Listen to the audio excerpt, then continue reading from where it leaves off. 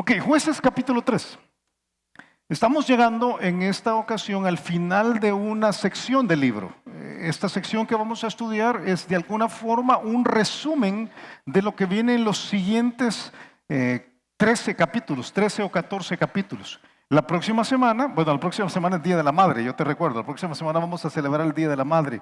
Pero la próxima semana la semana siguiente, cuando regresemos a Jueces, vamos a iniciar el estudio de los 13 personajes que son los jueces, la razón por la cual este libro se llama Jueces. Y son 12 hombres y una mujer. Son personajes tremendos, en circunstancias terribles, de las cuales podemos aprender lecciones que son realmente sensacionales, buenísimas para nosotros.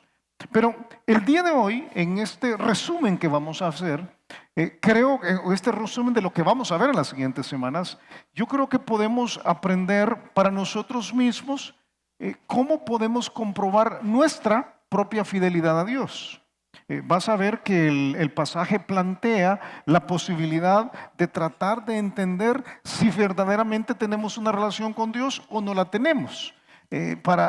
Aquí creo que es bueno hacer algunas aclaraciones. Lo que vamos a estudiar no tiene nada que ver con religión, no tiene nada que ver con si vas a una iglesia o no vas a una iglesia, si te llamas cristiano o no te llamas cristiano, porque si tú hubieras preguntado a los israelitas del tiempo de Jueces, todos sin excepción te habrían dicho que eran seguidores de Jehová, que eran parte del pueblo de Dios. Entonces tenían la parte externa.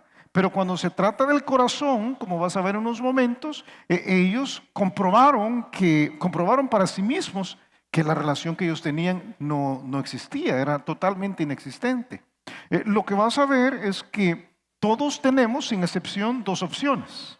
O escoges a Dios o escoges a un sustituto de Dios. En los mandamientos, cuando Dios dijo a los israelitas los 10 mandamientos famosos, Él comenzó diciendo: yo soy Jehová tu Dios. Eso es lo primero que dice. Yo soy el que manda, está diciendo. Yo soy el que tiene que ser obedecido. Yo tengo que ocupar el trono central de la vida de ustedes. E inmediatamente dice: no tendrás dioses ajenos delante de mí. O sea, una vez que he dicho yo soy el que manda, no puedes poner a un sustituto. Y todo el Antiguo Testamento tú encuentras que los israelitas estaban en una lucha constante contra colocar un sustituto a Dios. Un sustituto que en el en el Antiguo Testamento a veces era una figura de palo o una figura de piedra. En nuestro tiempo los sustitutos de Dios quizás no son imágenes, quizás no son estatuas. Pero nosotros mismos hemos tomado la decisión de colocar a otros en el trono de Dios, en el lugar que le corresponde a Dios. Y seguimos pensando que somos fieles a Dios. Entonces lo que vamos a ver el día de hoy es que la fidelidad a Dios resulta en una vida que es buena. La infidelidad a Dios resulta en una vida que es terrible.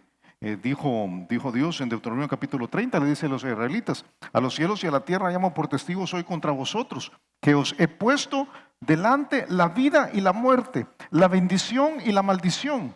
Escoge pues la vida. O sea, tú decides. Una de las cosas preciosas de la Escritura es que nos da a nosotros, nos otorga a nosotros la responsabilidad de decidir. Entonces, podemos tomar la decisión de escoger a Dios, colocar a Dios en el centro, en el trono, y lo que vamos a recibir es la vida.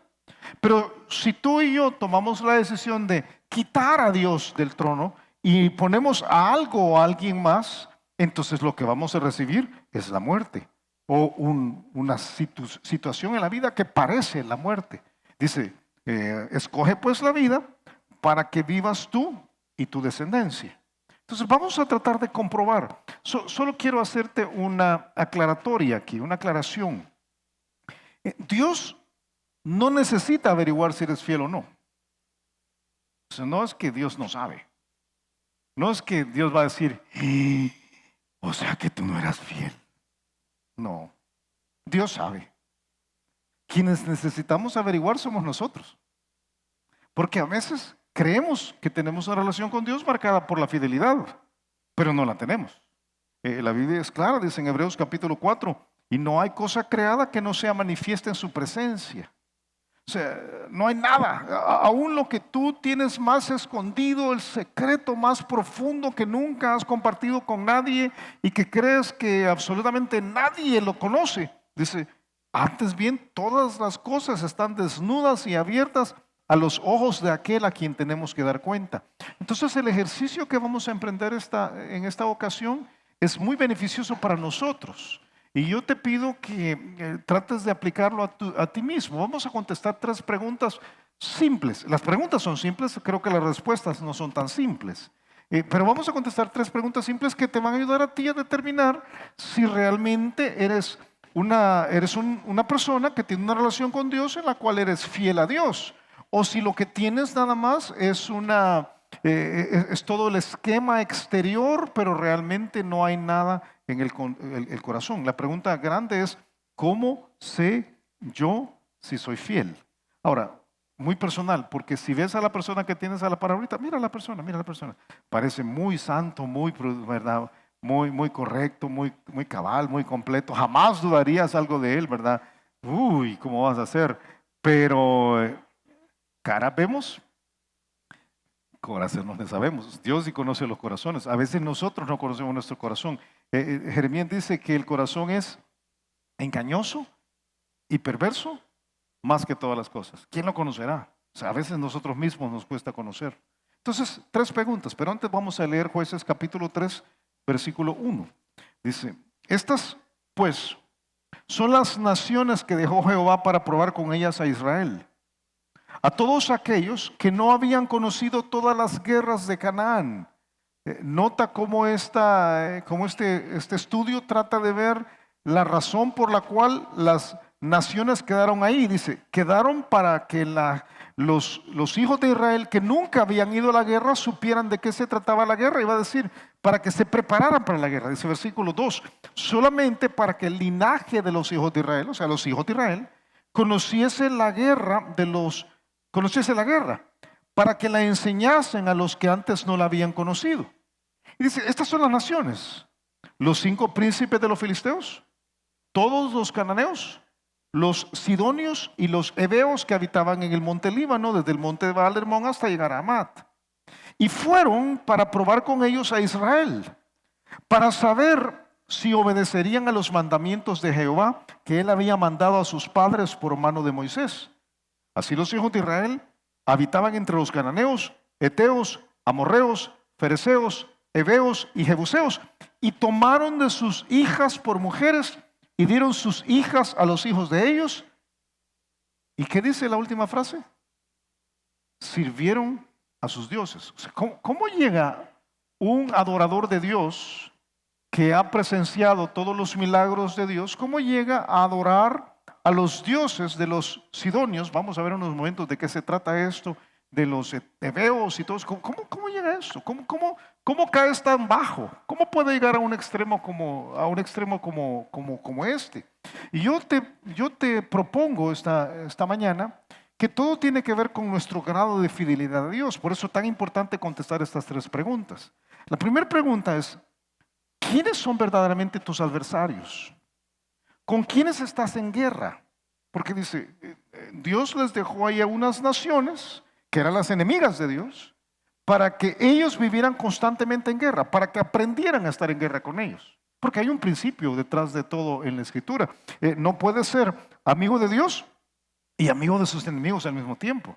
O sea, si tú tienes una relación de profunda amistad con el mundo, con Satanás, con la carne, no puedes decir que tienes una amistad genuina con Dios. Y si tienes años de estar leyendo la Biblia, probablemente a tu mente viene este pasaje, porque es el pasaje clásico, ¿verdad? O almas adúlteras, Santiago capítulo 4. ¿No sabéis que la amistad del mundo es enemistad contra Dios? Cualquiera pues...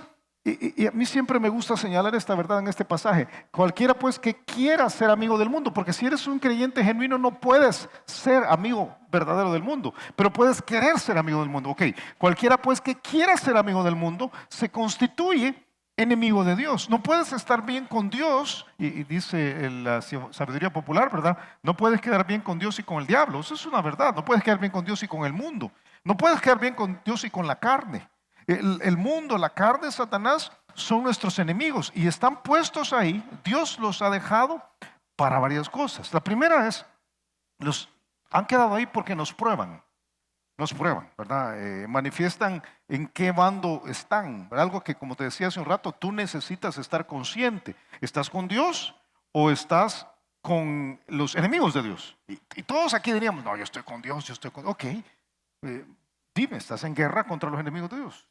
Estás en guerra contra tu carne. El versículo 21 y 22, el contexto en el cual que nos mete en este pasaje, dice en Jueces 2:21, tampoco yo volveré más a arrojar delante de ellos a ninguna de las naciones que dejó Josué cuando murió, para probar con ellas a Israel si procurarían.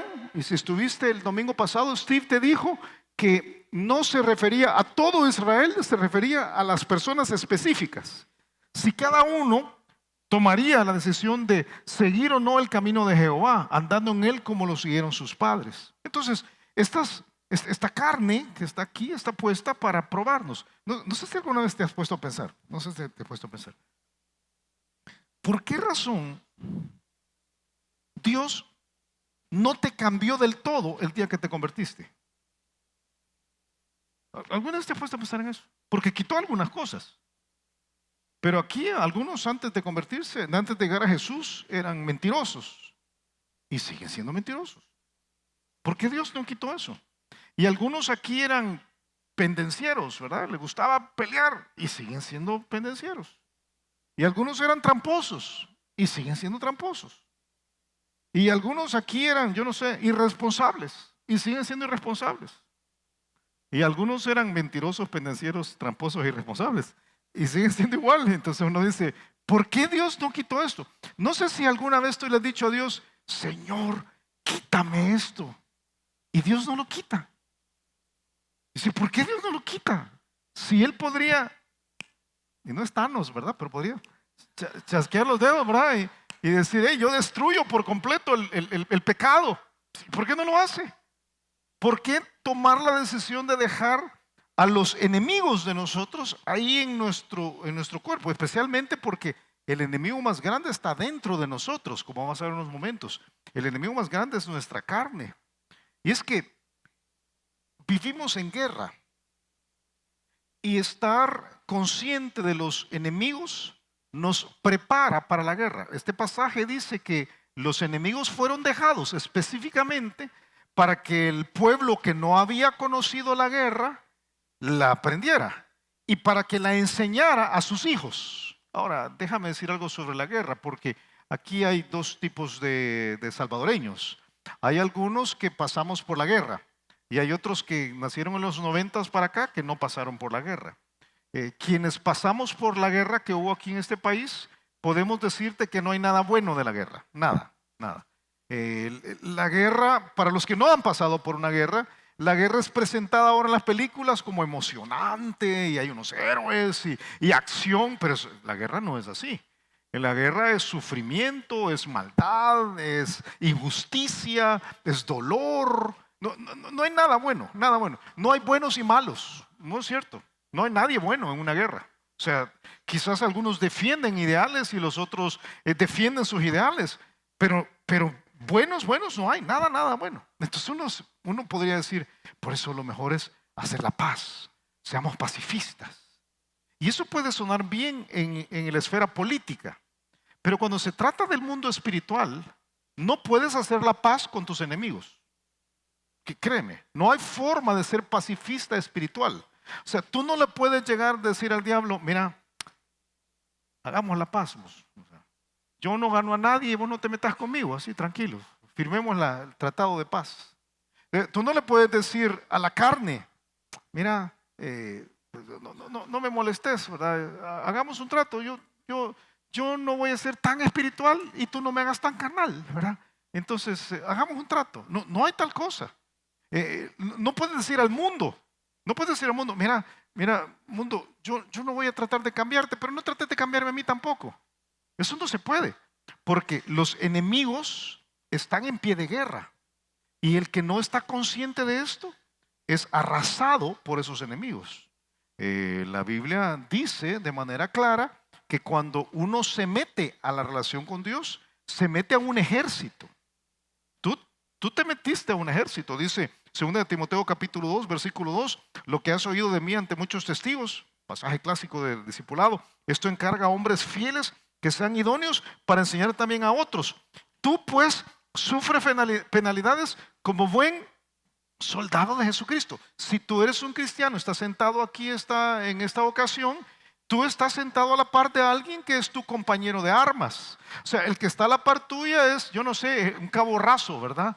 O está sentado a la par de una sargenta, no sé, yo no sé con quién, ¿verdad? O a la par de un coronel, yo no sé. Pero estamos en una guerra, o sea, estamos en una guerra constantemente. Y nunca puedes decir, no, yo soy cristiano, pero yo no voy esto de pelear espiritualmente a mí no me interesa.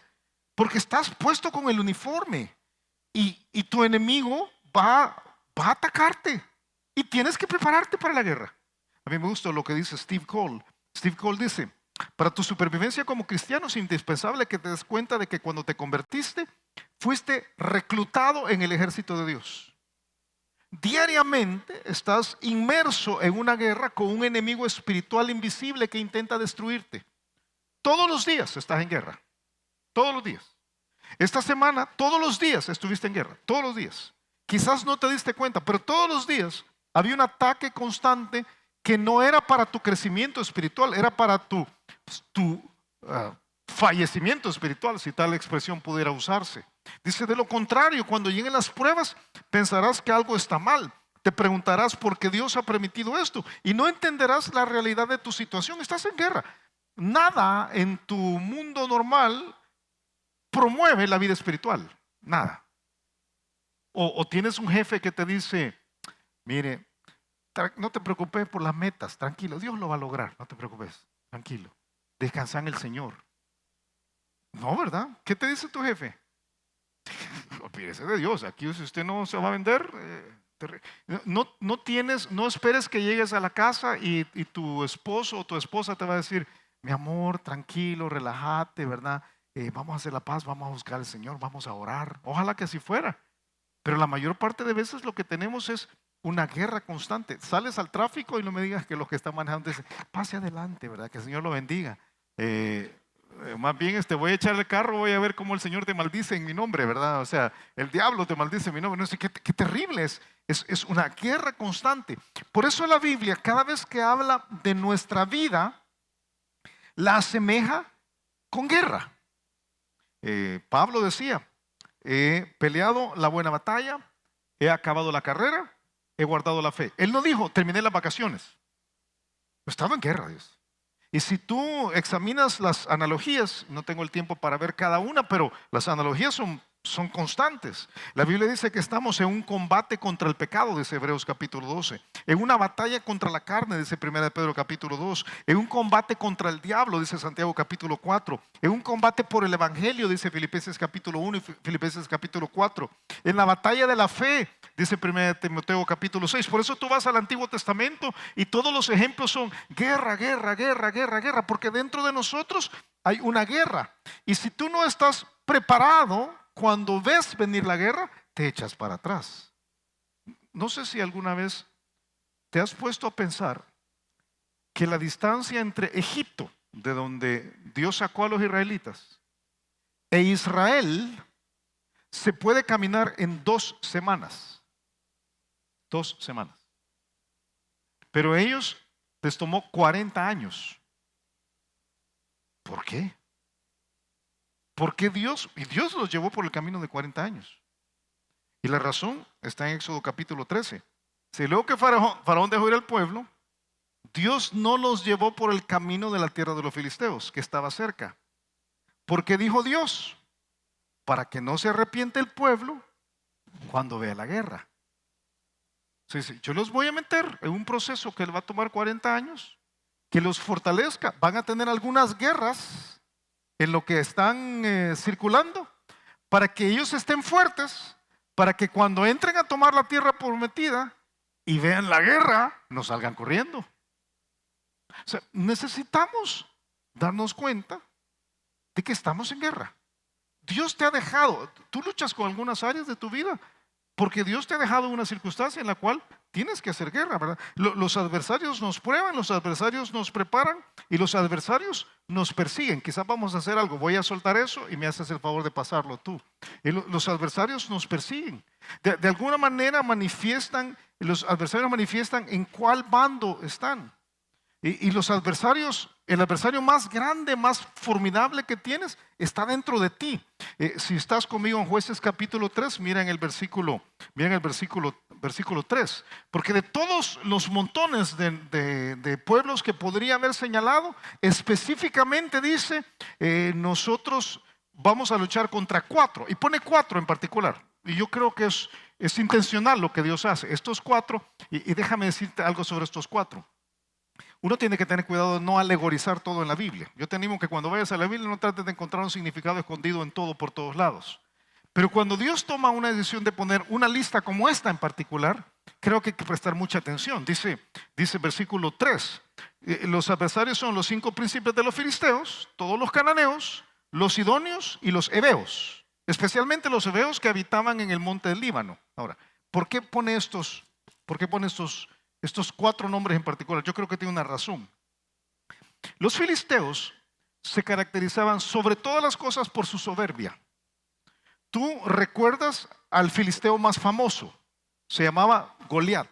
Goliat es aquel que sale delante del pueblo y dice, yo soy lo máximo. Si ustedes mandan a alguien a pelear, ya van a ver cómo yo lo voy a derrotar. Yo soy tremendo. El libro de Zacarías dice que los filisteos se caracterizaban por ser un pueblo soberbio. Okay, yo creo que Dios está señalando un enemigo que tenemos adentro de todos nosotros. Tenemos un problema con soberbia, con egocentrismo, con egoísmo, como quieras llamarlo, con orgullo. Es nuestro enemigo. Y deberíamos estar conscientes que tenemos que estar en guerra constante con ese orgullo. En unos momentos yo te voy a plantear que algunos de nosotros protegemos ese enemigo. En vez de estar peleando con él, protegemos nuestro orgullo. Y entonces uno tiene que decir, ¿cómo es que yo puedo ser amigo de Dios y proteger al enemigo de Dios? Eso no tiene ningún sentido. Luego tienes a los cananeos. Los cananeos representan el materialismo. Los cananeos, ellos eran mercaderes y su nombre en sí quiere decir precisamente eso. Quiere decir habla de alguien que tiene que ver con dinero. Algunos aquí viven para la plata. O sea, eso es lo que te hace suspirar, eso es lo que te hace desvelarte, eso es lo que te hace preocuparte, ¿verdad? El dinero. Entonces, algunos dicen, ¿estoy yo en guerra con el materialismo? ¿O estoy abrazando el materialismo? Luego tienes a los sidonios. Los sidonios era probablemente uno de los pueblos más sensuales del Antiguo Testamento. Sus dioses eran muy morales. Cuando tú ves la representación de sus dioses, todo está vinculado con la inmoralidad. Y de alguna manera los sidonios nos muestran la lucha que tenemos contra el hedonismo, la búsqueda de nuestro placer. Sí tenemos una lucha, pero algunos aquí no están en lucha con los sidonios. Algunos aquí están abrazando a los sidonios, financiando a los sidonios, viviendo para esta lucha, para este tipo de vida que tiene que ver con mi propio placer. Y finalmente tienen los heveos. El nombre heveo viene de la misma palabra que se usa para Eva. Y es la fuente de la vida. Estos heveos habían establecido algunas fortalezas en el territorio de Israel. Y fíjate, cuando tú juntas todo el paquete, yo creo que Dios está diciendo, tenemos una guerra interior, un paquete de fortalezas adentro de nosotros que tiene que ver con el orgullo, tiene que ver con el materialismo y tiene que ver con el hedonismo. Que si lo quieres usar en términos bíblicos, es 1 de Juan capítulo 2 y habla de los deseos de los ojos, los deseos de la carne y la vanagloria de la vida. Es esa lucha contra la cual, o esa lucha que deberíamos tener, pero que algunos de nosotros, honestamente, aquí el día de hoy, no la tenemos. No la tenemos. O sea, yo soy orgulloso y yo no hago nada por dejar de ser orgulloso. Y cuando alguien me ataca en mi orgullo, defiendo mi orgullo. Yo soy materialista y no hago nada por dejar de ser materialista. Es más, diseño mi vida para ser más materialista. Y tomo todas mis decisiones para ser más materialista. Y enseño a mis hijos que hay que ser materialistas. Y celebro los triunfos materialistas. Ahora, no estoy diciendo que uno no tiene que tener dinero, pero si eso es lo que gobierna la vida, ¿cómo puedo decir que estoy en guerra contra el materialismo? Algunos aquí están metidos en la búsqueda de su propio placer. Y cuando algo amenaza su propio placer, como estábamos estudiando entre semana en el libro de Tito, hablando de volvernos la mejor versión de nosotros mismos, cuando algo amenaza nuestro propio placer, nos molesta, nos incomodamos. Entonces, ¿cómo podemos decir que estamos en guerra con la carne cuando realmente lo que estamos haciendo es protegiendo la carne? Y si estamos protegiendo nuestra carne, ¿cómo podemos decir que tenemos fidelidad con Dios? Esa es la pregunta. Antes de decir yo tengo fidelidad con Dios, tengo que ver si estoy en guerra contra los que están en guerra. Déjame decirte qué tan formidables son este enemigo interior. ¿Cuántos vieron el partido de el Barça y el Liverpool? Ok. ¿Cuántos vieron el mejor gol de la semana, verdad? Tercer gol de Messi. Tercer gol del partido que fue de Messi. Un periodista de ESPN dijo: la mejor manera de lidiar con Lionel Messi es tratarlo como la versión de fútbol de El Increíble Hulk. El Increíble Hulk, que sale en la película de Endgame, que termina cuando... No, mejor no digo que termina, ¿verdad? Y dice, no lo enojes. A Hulk no lo enojas. No lo enojes y es posible que te ahorres una experiencia penosa de dolor y humillación. Esa es una cita de un columnista de ESPN. Y es cierto, si tuviste el partido, alguien llega, le echa el camión a Messi, literalmente, ¿verdad? Y se levanta y dice, yo voy a meter el gol, y mete un gol increíble. Algunos no entendemos que no te metes con tu carne. No, si tu carne es cosa seria. Si tú de verdad vas a ir en contra de él, hay que ir con todo. No puedes hacerlo de otra manera. No estoy proponiendo que quiebren a Messi, pero sería la única forma de detenerlo algunas veces. No detienes a tu carne con un montón pues sí, ¿verdad? Yo voy a ir a la iglesia, voy a hacer algunas cosas, voy a hacer mi devocional de vez en cuando y voy a oír música cristiana. No, es una guerra. La pregunta ¿es tu carne tu adversaria o es tu carne tu aliada? Piénsalo, piénsalo. Cuando se trata de la avaricia, fíjate, Lucas capítulo 12, versículo 15, es palabras de Jesucristo. Él les dijo, mirad y guardaos de toda avaricia, protéjanse de la avaricia. Están en guerra con la avaricia. No cultiven la avaricia, no coqueteen con la avaricia, no promuevan la avaricia. Protéjanse de toda avaricia, porque la vida del hombre no consiste en la abundancia de los bienes que posee. Entonces, si tú esta mañana dices, honestamente, yo lo que quisiera es ser más materialista, eso es lo que yo quisiera. Y he diseñado mi vida en esa dirección. Pues, complicado decir yo tengo esto y soy muy fiel a Dios. ¿Hay que ser pobre entonces? No. Ojalá que Dios te prospere mucho. Pero si gobierna tu vida, imposible. Dice Salmos capítulo 19, versículo 13. Preserva también a tu siervo de las soberbias. Protégelo de las soberbias. Protégelo. Protege que su ego no crezca. Pero si tú estás en el proceso de la vida en la cual cuidas tu ego, ¿verdad? Y proteges tu ego. Y luchas por tu ego. Y cuando alguien se acerca de alguna manera, te confronta con tu ego, tu reacción es, no. Entonces, no me digas que estás luchando contra el egocentrismo. Dice que no se enseñoreen de mí las soberbias.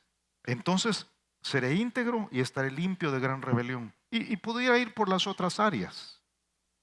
Creo que una forma de resumirlo es diciéndote que en el mundo espiritual podríamos reinventar el dicho. Dime con quién peleas y te diré quién eres. Si tu carne no es tu adversaria, no puedes decir al Señor, no, yo te soy muy fiel, Señor. Es imposible. Imposible. Por eso dejó Dios tu carne presente, porque tienes que tomar una decisión. Ok. Segunda pregunta. Versículo versículo 4. Si la primera pregunta es ¿quiénes son tus adversarios? La segunda pregunta es ¿quién es tu autoridad? Eh, Antes de ir, porque te voy a mostrar cómo Dios había dejado los mandamientos como la autoridad.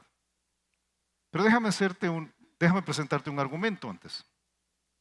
Tu autoridad es quien decides obedecer. Esa es tu autoridad, es quien decides obedecer. Decir que Dios manda y no obedecerlo es un sinsentido. Tu autoridad no es el que tiene la posición de autoridad, sino aquel a quien tú obedeces. Es una diferencia. Déjame dar un ejemplo mío que he puesto toda la mañana. Mi papá era muy estricto, mi padre era muy estricto. Yo crecí con un papá que era era buenísimo padre, pero era muy estricto. Era muy estricto. Dije que era muy estricto porque era muy estricto, era muy estricto. Mi papá era muy estricto. Si un día mi papá entraba a mi habitación en la noche, a las 3 de la mañana, y me decía, levántate, te vas a ir conmigo. ¿Sabes qué hacía yo en ese momentito? Me levantaba y me iba con él. No le preguntaba, papá, ¿y dónde vamos? Porque él me había dado una orden. No le decía, ay papá, son las 3 de la mañana, no podemos ir a las 9 mejor. No. Ahora, ¿me gustaba a mí? ¿Me habría gustado levantarme a esa hora? No. ¿Entendía por qué me levantaba a esa hora? No. ¿Era difícil levantarme a esa hora? Sí. ¿Era claro que me estaba diciendo que me levantara? Sí. Entonces, como yo entendía que mi papá era la autoridad, yo me levantaba. No estaba de acuerdo, no me parecía, no era agradable y no era fácil, pero era la autoridad. Mi papá tenía sus métodos para establecer su autoridad. Esa es la mera verdad. Él había establecido su autoridad muy bien. Entonces él era la autoridad. Yo no podía cuestionarlo. Es lo mismo con Dios. Algunas veces no entiendes a Dios. Algunas veces no le crees a Dios. Algunas veces no es fácil lo que Dios te pide. Estamos de acuerdo. Pero Dios es la autoridad. Entonces, si tú has decidido que Él sea la autoridad, vas a obedecerlo. El Señor Jesucristo dijo en Lucas capítulo 6, versículo 46, ¿por qué me llamáis Señor, Señor, y no hacer lo que yo os digo? O sea, si tú de verdad dices, yo soy, Señor, tú eres mi autoridad. O sea, aquí en la iglesia decimos, ¿verdad?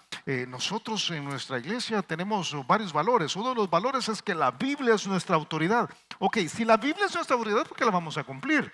Si no cumplimos lo que la Biblia dice, no es nuestra autoridad. Si no cumplimos lo que Dios dice, no es nuestra autoridad. Así tan simple.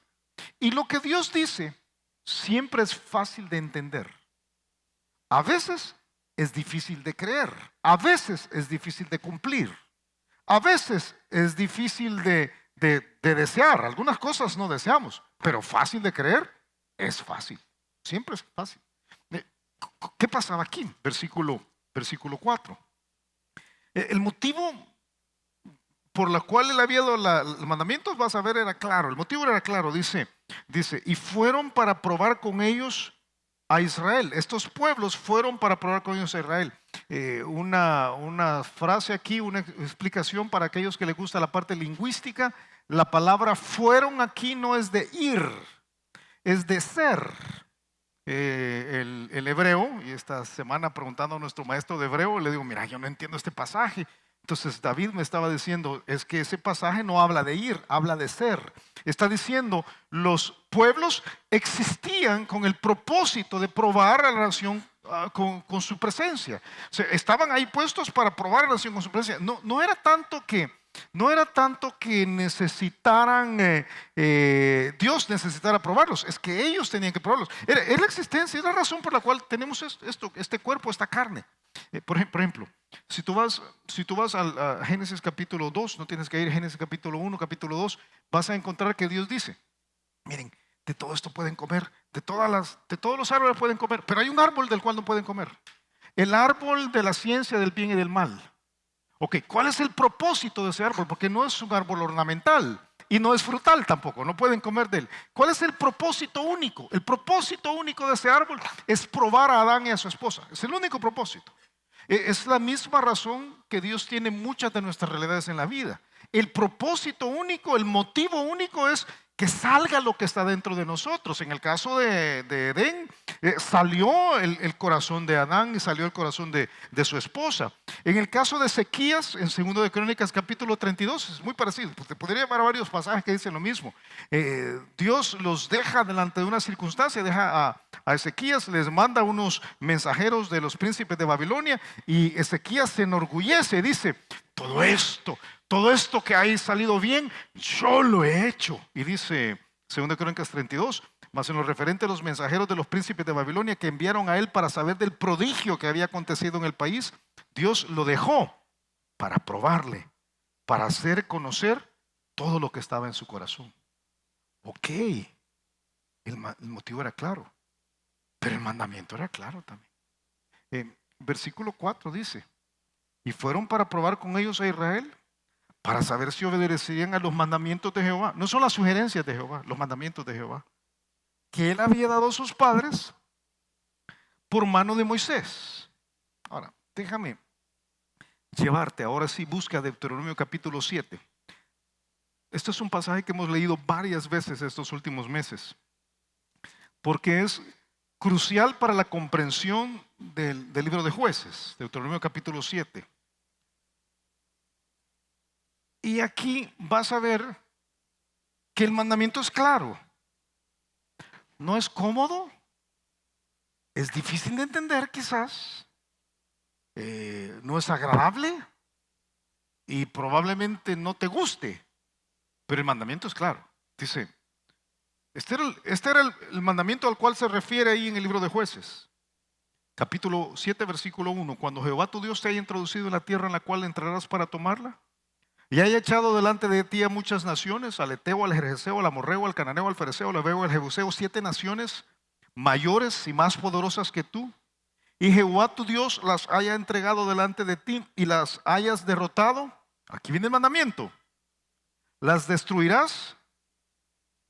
¿Cómo? ¿Es claro? ¿Es claro? Sí, es claro, ¿verdad? Ahora, ¿es fácil de entender?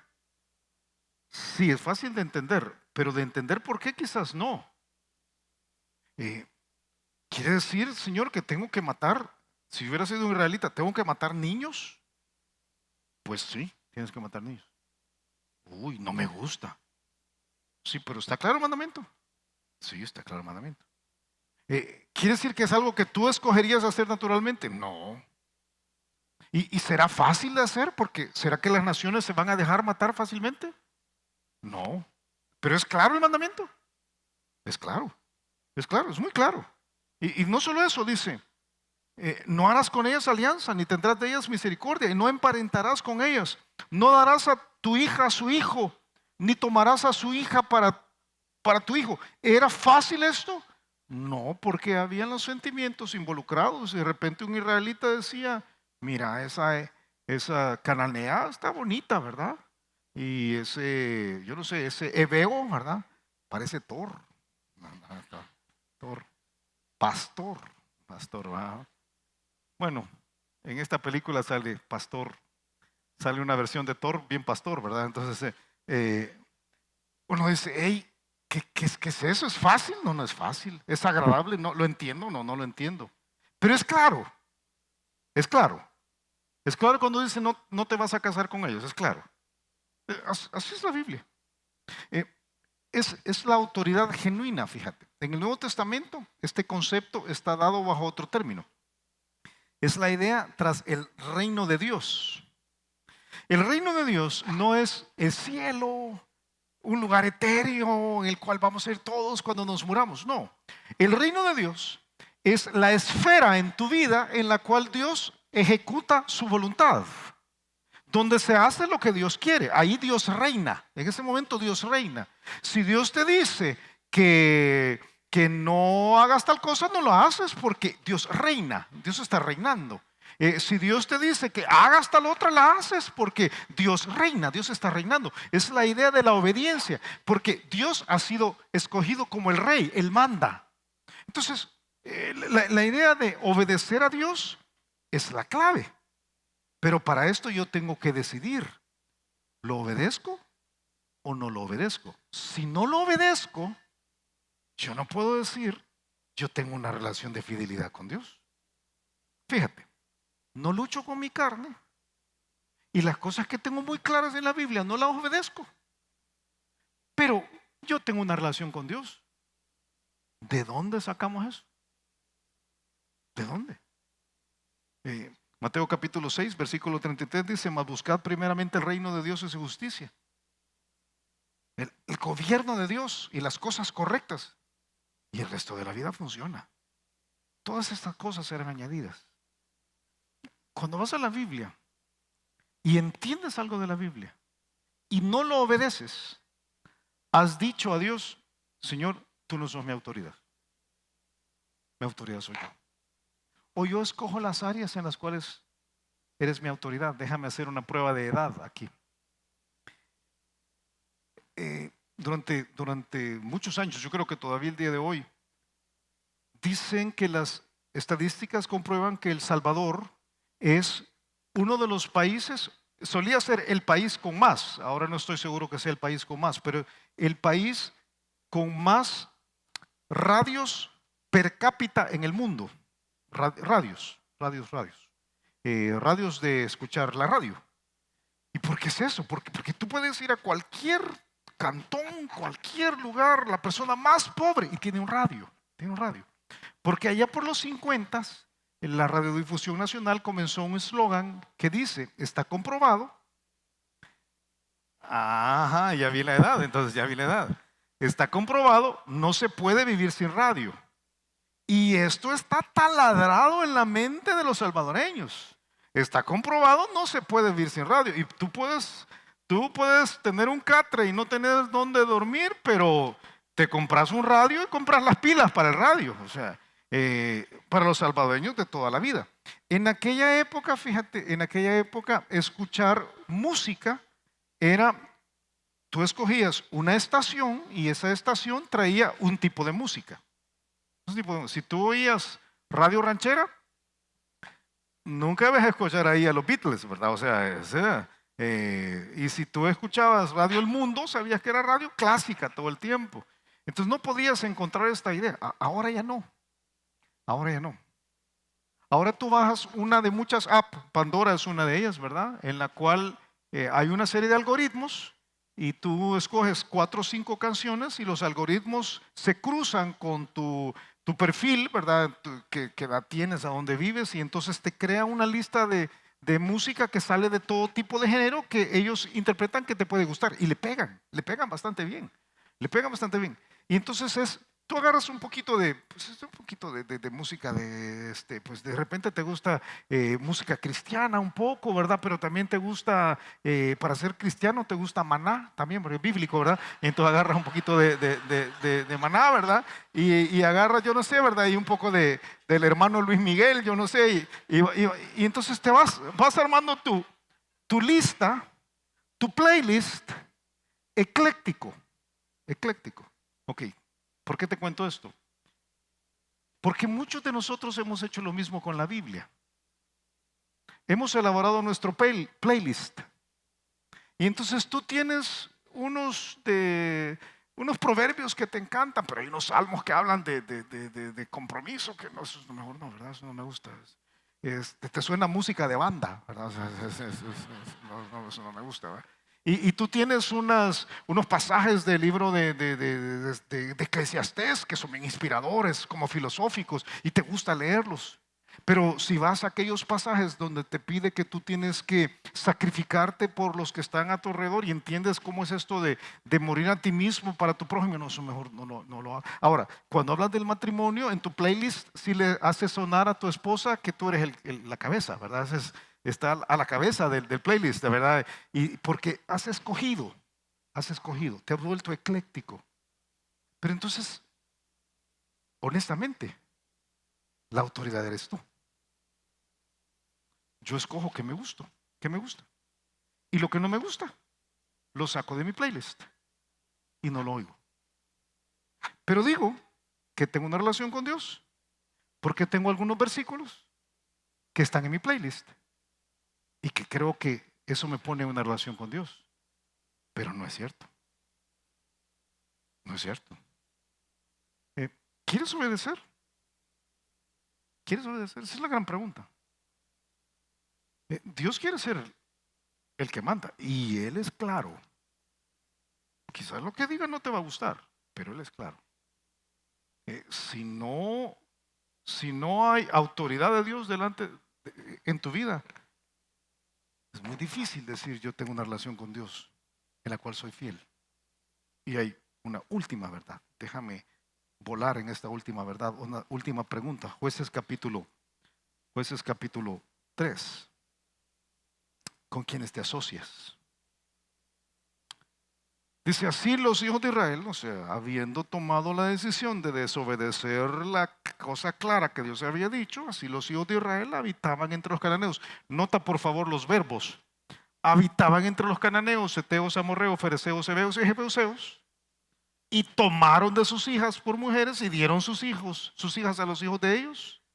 Y finalmente el último verbo es sirvieron a sus dioses.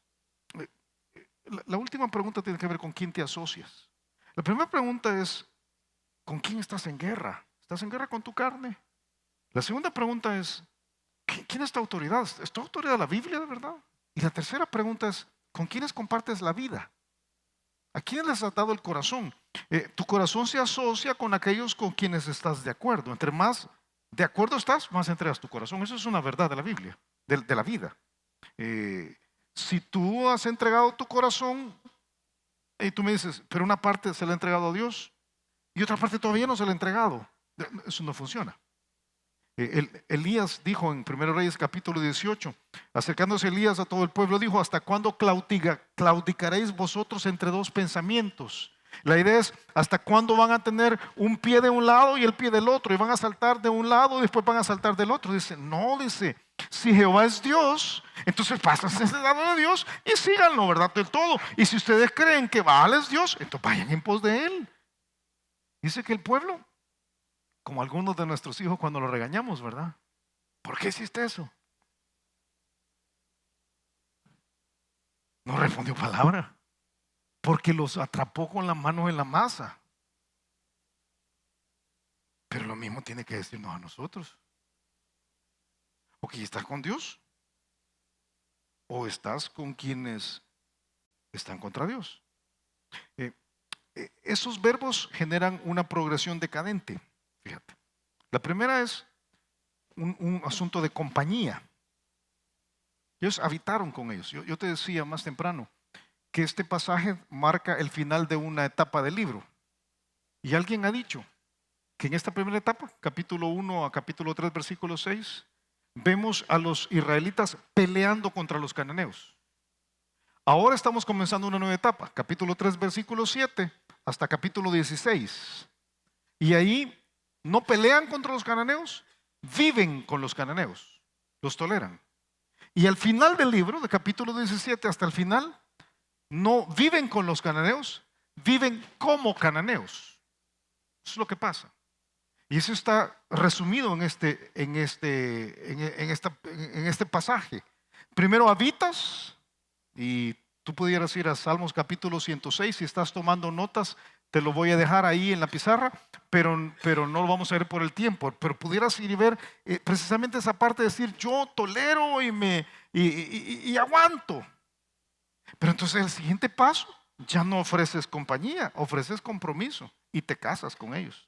Ellos decidieron emparentar, aunque la Biblia era clarísima, no lo hagan, pero ellos dijeron, qué bonito, ¿verdad? Qué bonitas las heveas, qué bonitos los fereceos, ¿verdad? Qué bonitos, y se casaron. Ahora, tú me dices, Julio, pero no es que uno no se puede aislar, ¿verdad? Tenemos que ganar a la otra persona, así de plano. Yo te animo a que tengas todas las conexiones que puedas con otras personas para ganarlos. Pero Jeremías 15 dice que si ellos te están ganando a ti, hay algo malo, ¿verdad? O sea, si tú como creyente no estás convirtiéndolos a ellos, sino que dice en la parte final de Jeremías 15:19, dice Dios, conviértase a ellos a ti y tú no te conviertas a ellos. Si tú te estás convirtiendo a ellos, hay algo que está equivocado. Entonces, tercer paso. Antes del tercer paso. Es interesante que sucedió cuando se casaron, porque nada te cambia más que el matrimonio. Nada. Esta semana Pati y yo cumplimos 33 años de casados. No hay nadie en el planeta que me ha influenciado como ella. Nadie. Lo que soy espiritualmente, emocionalmente y físicamente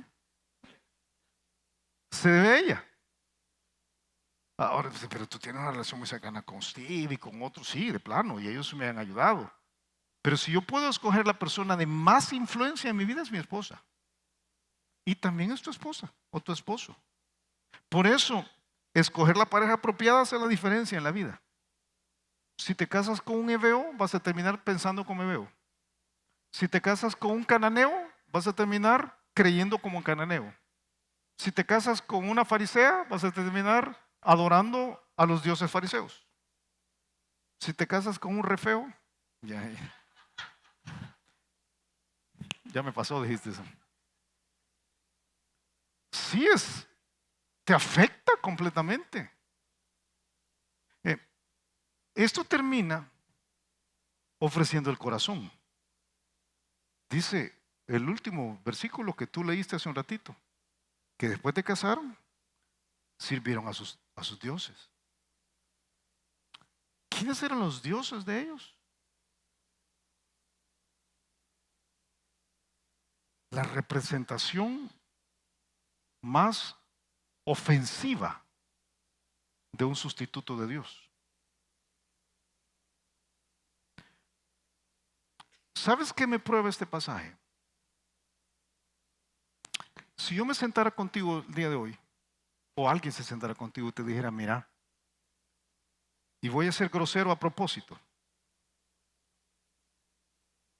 tú podrías terminar en un motel del centro fumando crack con una mujer de mala vida, siendo parte de un grupo que